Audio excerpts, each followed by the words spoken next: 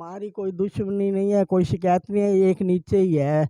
वही ऑब्जेक्शन उठा रही है कि मेरे को पैसे दे दो, नहीं तो मैं आपका तोड़वा दूंगी। 5 लाख रुपया मांग रही थी। हमने वो पैसे नहीं दे तो उसने फिर कार्रवाई कर दी, एमसीडी आके तोड़ गई। मेरा इनलीगल है, पूरा तोड़ दो। लेकिन ये जो बिल्डर्स फ्लोर बना रहे हैं 6-6, उसके ऊपर भी 2 रूम सेट डाल के दे रहे हैं। मैं सबूत ला के देता हूँ, मेरे पास वीडियोज़ है, मेरे पास फ़ोटो है 25 मकानों की। क्या इसके ऊपर एक्शन लिया जाएगा? मुझे यही बता दें बस।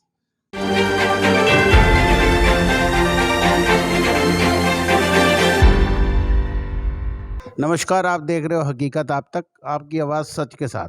इस समय हम मौजूद हैं राजधानी दिल्ली में, दिल्ली के उत्तम नगर इलाके में। ये एक बुजुर्ग महिला है, यहाँ पे रहती हैं। इनके मकान को तोड़ दिया एमसीडी ने, जो कि इलीगल नहीं है। आप इससे आसपास भी देखो, सब ऊंची ऊंची, इससे भी डबल, इससे भी एक ऊंची मंजिल इमारतें बनी हुई हैं। उन पे कोई कार्रवाई नहीं हो रही। इस बेचारी बुजुर्ग महिला का मकान तोड़ दिया गया। आइए इनसे जानते हैं क्या कहना है, क्यों तोड़ा गया, क्या कारण था। मैं तो वही, इसने 3 महीने से बहुत परेशान कर रखा है। और झाड़ू वाला भी आया था, कहता था माँ तेरी एक ईंट भी नहीं टूटेगी, मैं बैठा हुआ हूँ। अब ये कल सारे जने मिल के आए, वो एमसी जो थे नेता प्रधान यहाँ के, वो लोग भी यहाँ पे अब खड़े हुए थे। और देखते देखते सारा ये तोड़वा गया। नहीं, ऐसा ये पुराना बना हुआ आपका मकान है, ये क्यों तोड़ा गया? किस कोई दुश्मनी थी या किसी ने शिकायत की, क्यों तोड़ा गया? हमारी कोई दुश्मनी नहीं है, कोई शिकायत नहीं है, एक नीचे ही है। वही ऑब्जेक्शन उठा रही है कि मेरे को पैसे दे दो, नहीं तो मैं आपका तोड़वा दूंगी। 5 लाख रुपया मांग रही थी। हमने वो पैसे नहीं दे तो उसने फिर कार्रवाई कर दी, एमसीडी आके तोड़ गई। उनकी बहू हैं, उनसे बात करते हैं भाई आखिर माजरा ये है क्या? क्या उन्होंने कंप्लेंट को रोकने की या उसके एमसीडी में जाके अपनी शिकायत दर्ज कराई नहीं कराई कि हमारा इलीगल नहीं है, लीगल है? क्या कहना है उनका? हाँ जी, हमने ना सबके पास जा जा के बोला। हमने हमारे गली के जितने प्रधान हैं सबके हाथ पैर जोड़े, मेरी सास ने भी जाके जोड़े, लेकिन कोई किसी ने भी किसी प्रकार का साथ नहीं दिया हमारा। और ये बस तमाशा देखते रहे। कल भी जब तोड़ा गया, हालाँकि ये लोग रोक सकते थे कि भई इस माता का क्यों तोड़ा जा रहा है, या तो मैं सब दुनिया से अलग काम कर रही हूँ। लेकिन किसी भी प्रकार से किसी ने भी नहीं रोका, तमाशा देखा। हमने यहाँ के काउंसलर को भी बुलाया, वो उन्होंने फ़ोन नहीं उठाया और वो मुझे अब कह रहे हैं कि मैंने फ़ोन, मेरे पास किसी प्रकार का फ़ोन ही नहीं आया, ठीक है? और हमारे कहता है मेरे हाथ में कुछ भी नहीं है, मैं इसमें कुछ भी नहीं कर सकता, तुम्हारा पहले से चल रहा था, ठीक है? और रिहायशी मकान को कोई भी नहीं तोड़ सकता। अब मैं इसको 5 लाख दे देती तो मेरा मकान नहीं टूटता, और मैंने 5 लाख नहीं दिए तो अब इसने देखो क्या मेरी सास के कमरे का क्या हाल कराया है। अब इस बुजुर्ग औरत को मैं कहाँ लेके जाऊँ? फिर समाज कहता है कि ये सेवा नहीं करते, सेवा कर रहे हैं तो कोई करने नहीं दे रहा हमको सेवा। नहीं, ये 5 लाख जो आप कह रहे हो, आरोप लगा रहे हो, 5 लाख मांग रहे हैं, किस बात का मांग रहे हैं? 5 लाख इसी बात का माँग रही है कि भाई मैं तभी बनने दूँगी जब मुझे 5 लाख दोगे। इससे पहले भी जब नीचे फ्लोर बने थे, इसने 20-20 हज़ार रुपए लिए थे। इसने 20 हज़ार रुपए अंजू आज़ाद ने लिए थे और इसकी सास ने लिए थे। अब उसकी सास का कहना है कि अब मैं लाखों में बात करूँगी, हज़ारों में बात नहीं करूँगी। और अब ये अंजू आज़ाद झूठे-झूठे केसों में कह रही है कि अगर मेरी लड़की को कुछ होता है या मेरे पति को कुछ होता है तो उसके ज़िम्मेदार सोनू होगा और इसकी फैमिली होगी। जबकि हमारा, अगर हमें किसी भी प्रकार का इसको तंग करना होता तो हम पहले से कर रहे होते। और अब ये एलिगेशन लगा रही है हम इसका पानी बंद कर देते, जो कि हम कुछ भी नहीं कर रहे। इसका चेक बाल नीचे है तो मैं पानी कैसे बंद करूँगी इसका ऊपर? आप इससे ये पूछा जाए ना, कोई इससे जाके पूछे। और ये औरत किसी की भी सुनना नहीं चाहती यहाँ पे मोहल्ले में। सब आदमियों ने इसके आगे घुटने टेक लिए हैं। तो ये औरत क्या समाज से अलग रहेगी? आप इधर कैमरामैन को दिखाओ, ये बच्चे जो नीचे गलीचा बिछा उस पे बैठने वाले, देखो मिट्टी में खेल रहे हैं।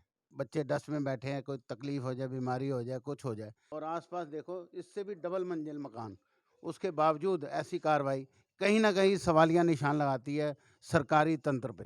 आपका क्या कहना है जी?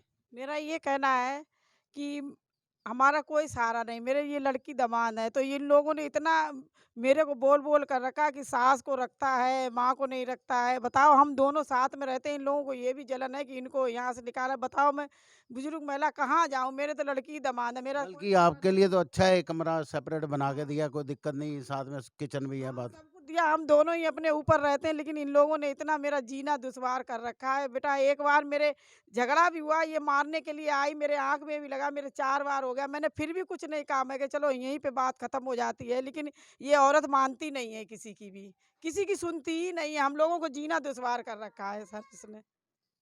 बस मेरा ये बोलना है कि मेरे लिए बस रहने का ये आशियाना मेरे लिए बनाया जाए। ये केजरीवाल या कोई भी सुन रहे हो मेरी आवाज़, तो मेरे लिए कृपा करें कि मुझे यहाँ रहने दिया जाए। हमारे साथ यहाँ के जो ओनर हैं, जिनकी माता जी हैं, जिनकी सास है, गौरव शर्मा, सोनू, वो मौजूद हैं साथ में। उनसे बात करते हैं, भाई आखिर ये घटना घटी तो घटी कैसे, ये कैसे हो गया?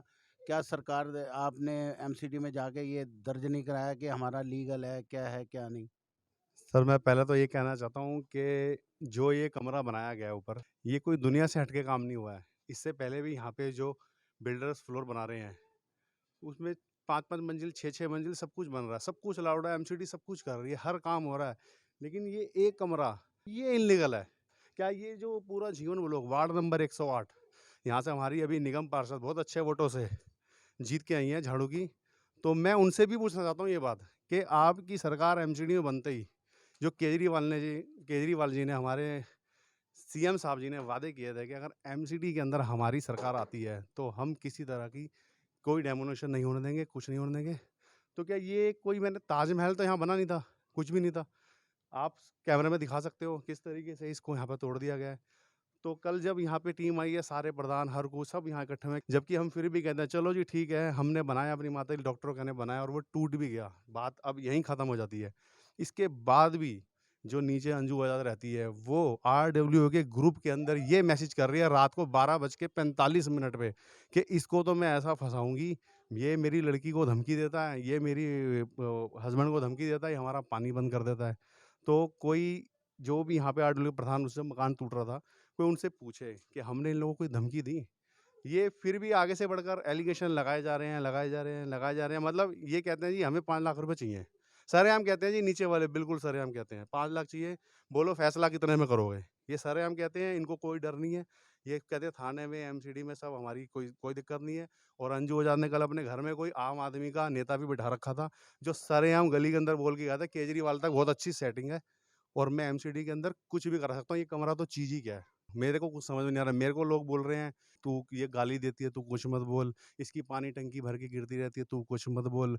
मैं कब तक कुछ ना बोलूँ? मेरे को धमकी दे दी इन्होंने। नीचे वालों ने मेरे को ये बोला, नीचे वालों की तरफ से मुझे ये बोला गया था कि रातों रात गायब हो जाएगा। मतलब मेरे को धमकियाँ देते और मैं इनको कुछ ना बोलूँ। मैं कब तक ना बोलूँ? मैं अरविंद केजरीवाल जी से ये पूछना चाहता हूँ और बताओ कि मैं कब तक ना बोलूँ ये चीज़ें? मैं क्या जुल्म को सहता रहूँगा? किराए पे रह रहा हूँ। कोई मैंने किसी का कर्जा देना है, आप पूरे ब्लॉक में जाके पूछ लो, मेरा नाम पूछ लो किसी से भी कि सोनू लड़का कैसा है। अगर 100 में से कोई एक भी कह दे कि सोनू कोई गलत है, तो आप मेरे को बोलो, मेरे पे जो हर्जाना हो मेरे पे लगाओ। लेकिन किसी का गलत अत्याचार मैं नहीं ऐसा कहूँगा। एंड में क्या होगा जी देखो, मैं तो इतना परेशान हूँ, या तो मैं छत से कूद जाऊँगा, मैं कहीं मेट्रो पे जाके फ्लाईओवर से कूद के आत्महत्या कर लूँगा। इनके नाम लेटर लिख जाऊँगा सबके, लेकिन मैं तो इतना डिप्रेशन में आ चुका हूँ अब। अगर अब कल को इनने कोई बात करी, हम नहीं लड़ सकते जी इससे। हम बदमाश नहीं हैं, हम अच्छे फैमिली के हैं, हम इनकी तरह नहीं है। इनके बारे में पता कर लो, हमारे बारे में पता कर लो। हम इससे नहीं लड़ सकते बिल्कुल भी, हमारे में इतनी ताकत भी नहीं है। मैं अपने आप को कुछ कर लूँगा और लेटर लिख जाऊँगा, उसके बाद मेरे मरने के बाद सीएम साहब अगर कोई कार्रवाई करे तो कर ले, नहीं तो वो भी ना करे। तो अगर वो इनके पक्के घर वाले बंदे हैं तो कोई बात नहीं, इनकी इनसे सेटिंग है तो फिर जो है ठीक है, भगवान तो देख ही रहा है जी आखिरी में बस। अब ये देखा आपने कितना दुखी है ये परिवार, और एक जिस पे ये आरोप लगा रहे हैं भाई वो 5 लाख मांग रही है, तंग कर रही है, उस औरत का देखो, कानून में नाजायज़ फ़ायदा उठाया जाता है। औरत के नाम पे किसी पे भी एलिगेशन लगा दो, पुलिस तुरंत कार्रवाई करती है। लेकिन ये पीड़ित परिवार अब इतना दुखी हो चुका है कि आत्महत्या करने को तैयार है। तो इस बारे में संज्ञान लें, कम से कम इनकी इनकी भी तो सुनी जाए। भई ये क्या कहना चाहते हैं? क्या इनको दुःख है? क्या तकलीफ़ है? कोई तो इनका साथ दे, सरकार को चेतना चाहिए। इस बारे में कोई ना कोई उचित कार्रवाई करे और इनको न्याय मिले, ताकि ये शांति प्रिय अपने घर में रह सकें। अच्छा, ये जो नीचे जिनका आप कह रहे हो, ये क्या करती है? पार्किंग के अंदर पार्लर चला रही जी, कमर्शियल एक्टिविटी कर रही है। हमने कंप्लेंट दी, कोई कार्रवाई नहीं हुई। इसकी एक कंप्लेंट पे इनकी एक कंप्लेंट पे सारे आ जाते हैं। हमारी आज 20 कंप्लेंट है, मेरे पास सारा रिकॉर्ड है, मैं दिखा सकता हूँ। आज तक कुछ नहीं हुआ और कोई नहीं आया। अगली कहती है मेरी सेटिंग है एमसीडी में, हम केजरीवाल के बंदे हैं, अब हम क्या कर सकते हैं? देख लो आपने, उनका भी यही है के नीचे कमर्शियल एक्टिविटी हो रही है, ब्यूटी पार्लर चलाया जा रहा है, उस पे कोई एक्शन नहीं है, जो कि इनलीगल है। कभी भी ग्राउंड फ्लोर पे कोई भी इनलीगल एक्टिविटी, कोई कमर्शियल एक्टिविटी नहीं हो सकती, क्योंकि नोटिफाइड रोड नहीं है। तो मेरा तो सर इसलिए एक बात और है, अगर मेरा ये इलीगल है तो इस पूरे वार्ड 108 के अंदर जो 17.5 मीटर गवर्नमेंट ने अभी गाइडलाइन चाहिए है कि 17.5 मीटर अलाउड कर दिया है, लेकिन उसमें कहते हैं नीचे स्टिल पार्किंग होनी चाहिए, पूरी पार्किंग हो तो 17.5, मेरा 16.5 मीटर है ये। अगर मैं कहता हूँ चलो स्टिल पार्किंग है तो 17.5 मीटर अलाउड है, तो ये बिल्डर जो नीचे दुकानें बच्चा साइड 3-3 दुकानें बना के बेच रहे हैं, अगर मेरा इलीगल है, मेरा सारा तोड़ दो, बिल्कुल प्लेन कर दो इसको, मैं सफाई कर अपने हाथ से तोड़वाता हूँ। क्या एमसीडी उन मकानों को तोड़ेगी अगर मैं कंप्लेंट दूंगा? मैं ये पूछना चाहता हूँ एमसीडी से, जो हमारे डीसी साहब हैं यहाँ के रजौरी गार्डन में बैठते हैं, मैं उनसे ये सवाल करना चाहता हूँ, अगर मेरा इलीगल है पूरा तोड़ दो, लेकिन ये जो बिल्डर्स फ्लोर बना रहे हैं 6-6, उसके ऊपर भी 2 रूम सेट डाल के दे रहे हैं। मैं सबूत ला के देता हूँ, मेरे पास वीडियोज़ है, मेरे पास फ़ोटो है 25 मकानों की। क्या इसके ऊपर एक्शन लिया जाएगा? मुझे यही बता दें बस। सीधा-सीधा परिवार का सवालिया निशान यही है कि एमसीडी द्वारा जो कमर्शियल बिल्डिंगें बनती है या बिल्डर जिस फ्लोर को बनाते हैं, उसको कुछ भी बना दें, वो ये लीगल हो जाता है। और जो अपने पैसे से, अपनी मेहनत से अगर कुछ एक कमरा डालता है, तो वो इलीगल हो जाता है। ऐसा भेदभाव क्यों? इसका मतलब तंत्र वही है, राज बदल गया, सत्ता बदल गई, लेकिन कार्यशैली नहीं बदली। इन्हीं शब्दों के साथ आप देखते रहिए हकीकत आप तक।